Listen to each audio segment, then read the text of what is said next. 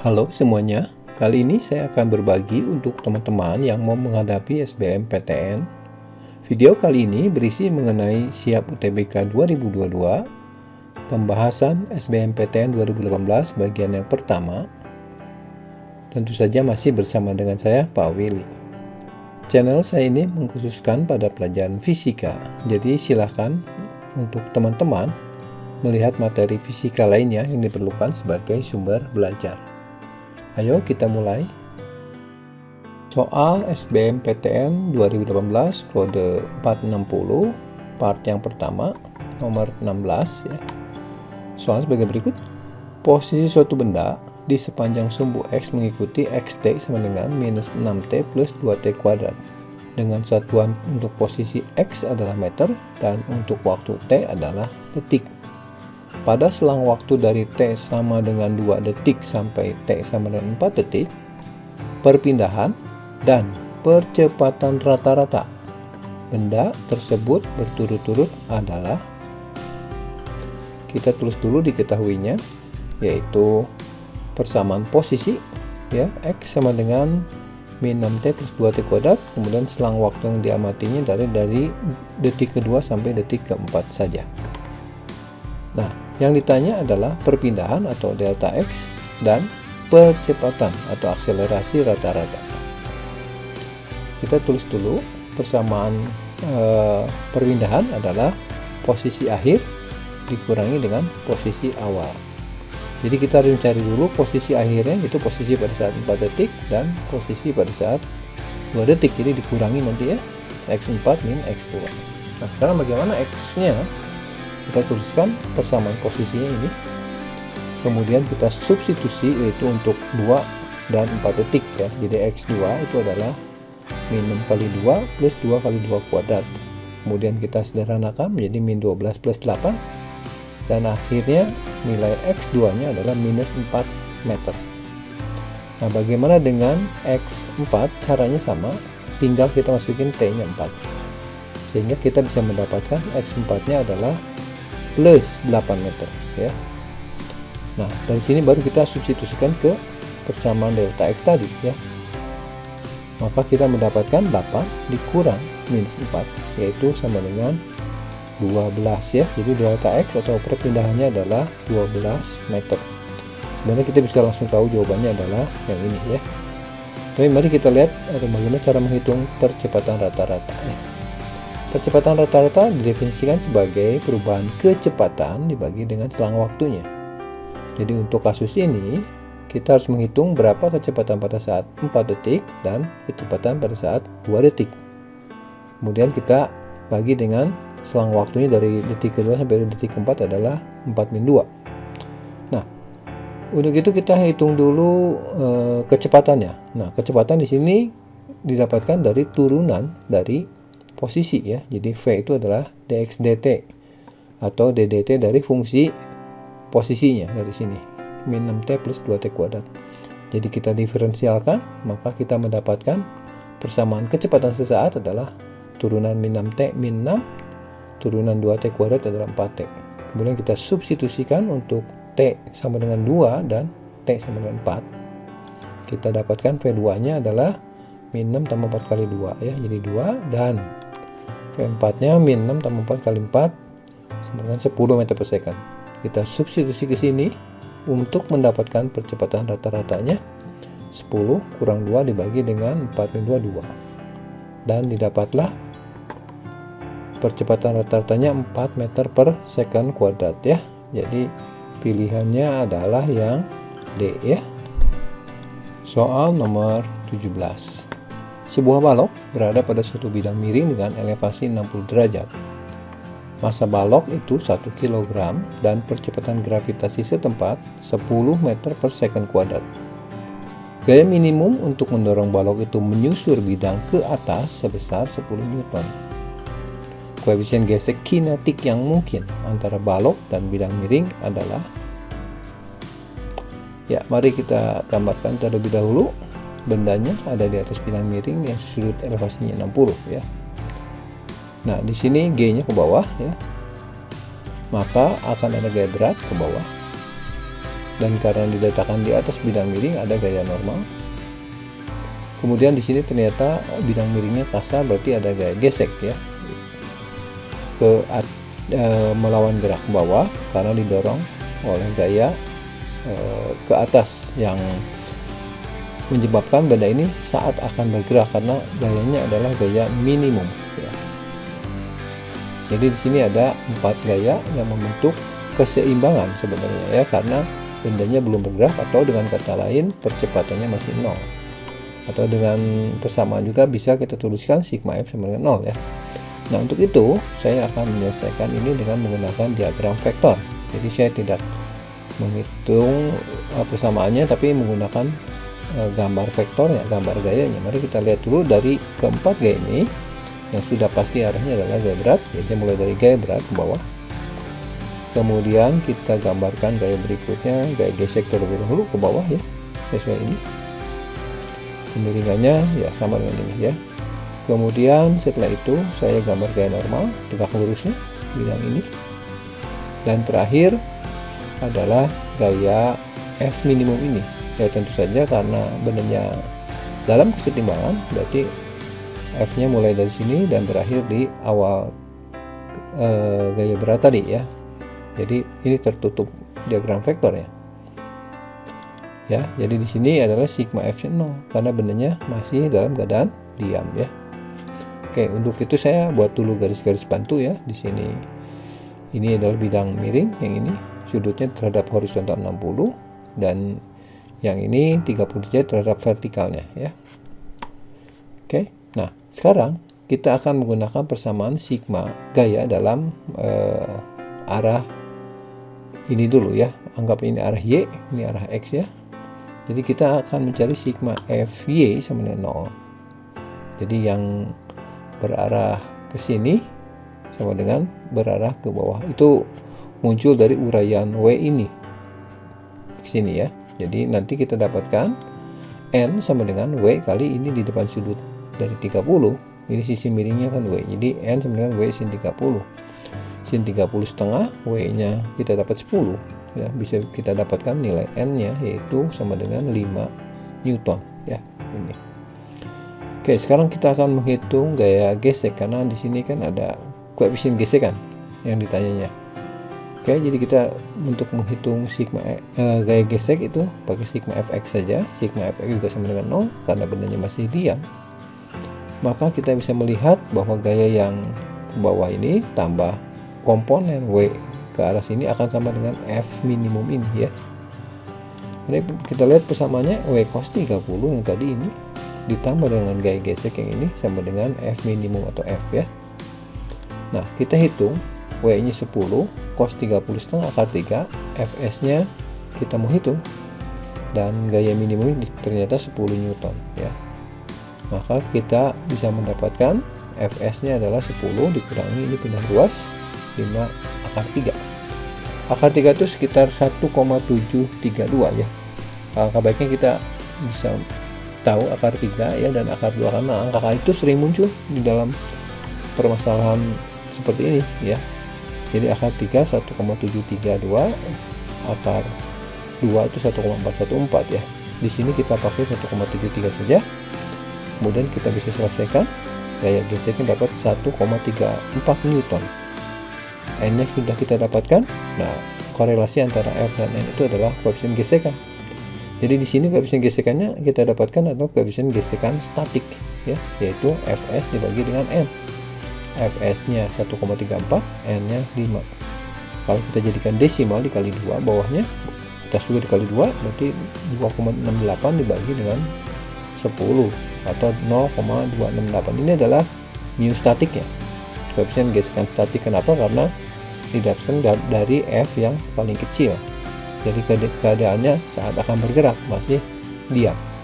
Berarti koefisien gesek kinetik kita tahu bahwa nilainya pasti lebih kecil dibandingkan dengan koefisien gesek statik ya. Jadi mu K itu pasti lebih kecil dari mu S. Jadi di sini yang mungkin itu tentu saja yang kurang dari 0,268 ya, yaitu 0,23, sehingga jawabannya adalah yang A ya. Soal nomor 18, Sebuah sistem mekanik diperlihatkan pada gambar. Sudut kemiringan bidang theta sama dengan 30 derajat dan bidang miring licin. Sistem berada dalam keadaan seimbang serta massa katrol dan massa pegas diabaikan. Jika setiap massa dijadikan 2 kali semula, salah satu cara yang dapat dilakukan agar sistem tetap setimbang adalah, jadi ini ada bidang miring, di sini diletakkan balok, ini juga diletakkan balok dihubungkan dengan tali, dan tali ini bagian ujungnya dihubungkan dengan pegas yang terpaut pada bidang ini ya. Jadi nanti pegasnya bisa tertarik atau tertekan.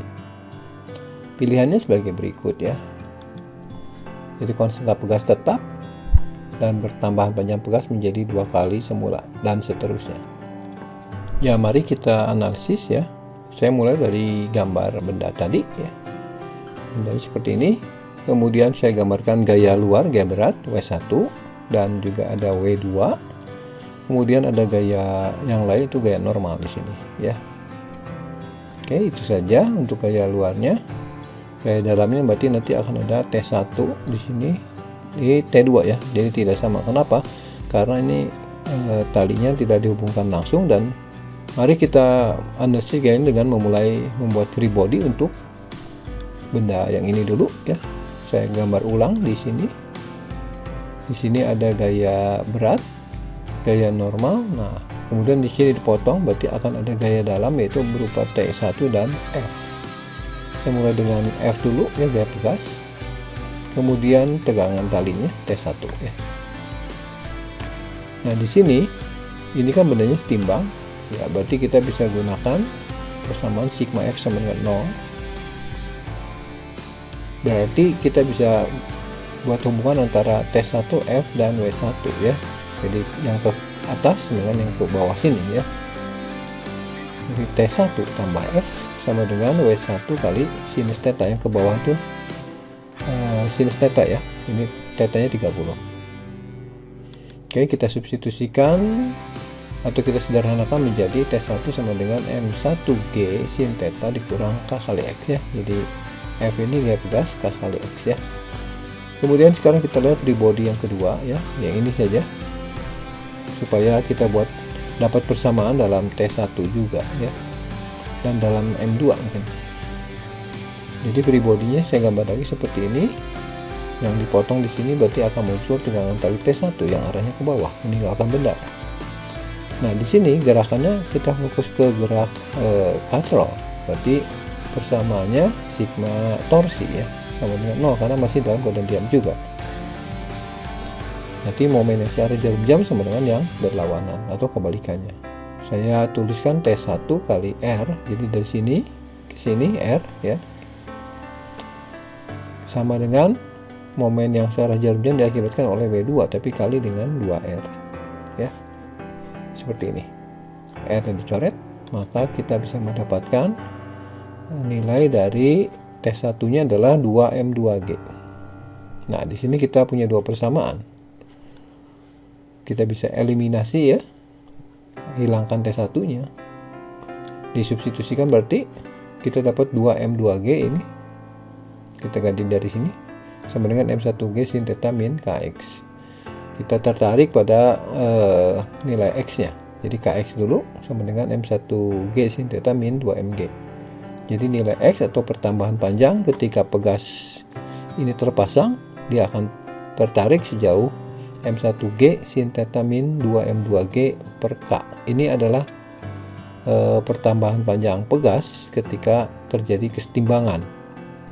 Nah, sekarang apabila secara tiba-tiba M1 dan M2 kita ganti menjadi 2 kali, apa yang harus kita lakukan supaya bendanya tetap setimbang? Ya, kalau kita substitusikan ke sini, M1-nya kita gantikan dengan 2M1 dan M2-nya kita ganti dengan 2M2.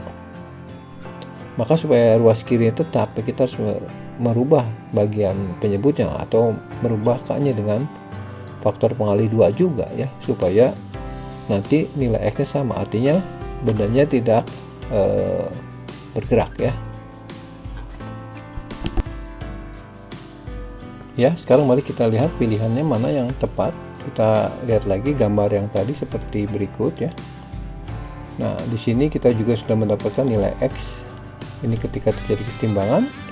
Kemudian ini nilai X ketika beban M1 M2 nya kita kalikan 2 kali, maka kita harus memasang pegas ini dengan konstanta yang lebih kaku ya, 2K, supaya mendapatkan nilai X tetap yang mengakibatkan ini tetap setimbang ya. Jadi yang paling tepat adalah konstanta pegasnya dijadikan 2 kali ya, sementara ketegangan panjangnya tidak berubah ya, atau tetap. Jadi yang paling tepat adalah option yang D ya. Soal nomor 19, seutas tali elastik memiliki panjang 48 cm. Kedua ujung tali diikat di 2 titik yang berjarak 48 cm pada ketinggian yang sama. Oke, jadi saya ini tali yang ini anggap diikat pada langit-langit ya. Di tengah-tengah tali digantungkan sebuah beban bermassa M. Di sini gantung beban, maka dia akan jadi turun ya, dengan membentuk sudut theta dengan nilai sinus theta 7/25. Jika percepatan gravitasi setempat 10 meter per second kuadrat dan tali dianggap sebagai sebuah pegas dengan konstanta 1250 Newton per meter, maka nilai M adalah, ya kita gambarkan dulu ini gravitasi ke bawah, berarti ada gaya-gayanya sebagai berikut ya, gaya berat. Kemudian di sini akan ada tegangan tali ya, atau gaya pegasnya ya. Kalau kita gambarkan keadaan akhirnya, dia tadi turunnya 7 cm ya, ini membentuk sudutnya theta. Jadi ini 7/25. 25 itu sisi miringnya ya. Ini kan 24, 7, 24, 25 triple Pythagoras ya. Nah, di sini sebenarnya ada reaksi dari atap ini. Kita kasih nama RA yang besarnya sama dengan FA. Begitu juga dengan di sini, di titik katakanlah B ya, dengan gayanya namanya RB yang besarnya sama dengan FB. Jadi keseimbangan luarnya terbentuk antara W, RA, dan RB ya. Untuk menghitung FA atau FB kita bisa gunakan RA dan RB. Ya, mari kita analisis karena yang benda dalam keadaan setimbang. Kita akan menganalisis dengan diagram vektor ya, itu lebih mudah biasanya. Jadi kita mulai dengan gaya W, RA, dan RB ya. Jadi W dulu ke bawah karena W sudah tahu pasti ke bawah. Kemudian berikutnya kita bisa gambarkan RA atau RB. Saya pilih RB dulu ya, ke arah sini kira-kira. Ya, kemudian ujung RB di sini tinggal satu vektor lagi RA, kembali ke sini ke titik asal karena keseimbangan sigma F0 itu diagram vektornya harus tertutup ya. Jadi diagramnya seperti ini. Nah, kalau dibuat garis bantu dan sudut bantunya ini, di sini theta itu adalah sudut antara horizontal dengan garis kerja gaya RB atau garis kerja gaya RA ya. Jadi kalau saya buat garis horizontal di sini, maka ini theta, ini juga theta. Nah, dari diagram ini kita bisa buat persamaan ya. Dari sigma F0 dulu diturunkannya ya. Maka kita bisa lihat sigma F sama dengan 0 sin theta ya, ini theta, ini sin theta-nya adalah depan per miring. Karena ini segitiga sama kaki ya, maka panjang ini pasti setengahnya ya dari W nya. Jadi sin theta itu adalah setengah W dibagi dengan RA. Nanti kita samakan dengan sin theta yang didapat dari soal ini ya. Nah, sin theta itu sama dengan setengah mg, ini W ini K kali X ya. RA itu kan sama dengan FA yang sama dengan gaya pegas, yaitu K kali X. X nya di sini ketahuan panjang ya. Berikutnya kita akan menghitung nilai M, berarti rubah itu persamaannya. Jadi M sama dengan 2 nya pindah ke bawah kali silang, jadi 2kx kali sin theta per G. Dan di sini kita sudah lihat besarnya sudah tahu semua. Jadi kita bisa substitusikan lagi ya, langsung 2 kali 250 X di sini adalah pertambahan panjangnya, ya, yaitu 0,01, hanya 1 cm dalam meter, kemudian dikali sin θ-nya 7/25 ya, dibagi gravitasi 10 meter per second kuadrat. Kalau kita hitung, maka kita mendapatkan nilai 0,7, satuannya tentu saja kilogram. Jadi kalau kita lihat jawabannya ini dalam gram, berarti dikali 1000, atau jawabannya adalah C ya, yaitu 700 gram.